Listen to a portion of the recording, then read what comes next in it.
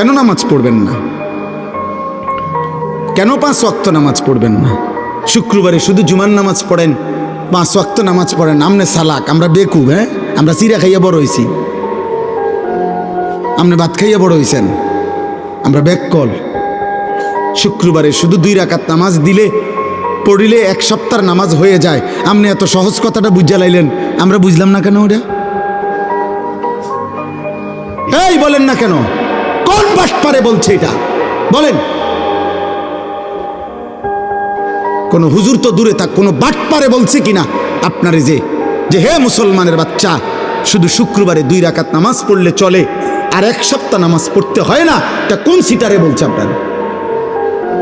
মুসলমানের উপরে জুমার নামাজ ফরজ না 5 ওয়াক্ত নামাজ ফরজ? তো জুমার নামাজ কি আলগা নামাজ? শুক্রবারে নামাজ 6 ওয়াক্ত। তো তাইলে শুক্রবারে নামাজ কয় ওয়াক্ত? তো শনিবারে কয় ওয়াক্ত? তো রবিবারে কয় ওয়াক্ত? তো তাহলে নামাজ কয় ওয়াক্ত ফরজ? তো আপনি এটা আলগা করলেন কেন? কোরআন শরীফের এটা মনে করেন আপনি এই পুরা কোরআন শরীফ থেকে আপনার বুঝে ধরছে না, এরকম 2টা আয়াত আপনি এনতে সরাইলাম। হ্যাঁ, অনুমতি আছে তো তাহলে আপনি এটা কেমনে, আপনি এই ভাগ করলেন কেমনে যে বেকুব যারা হেরা পরে 5 ওয়াক্ত, আমি বুদ্ধিমান আমি পড়ি 1 ওয়াক্ত? বলেন আব্বা বলেন।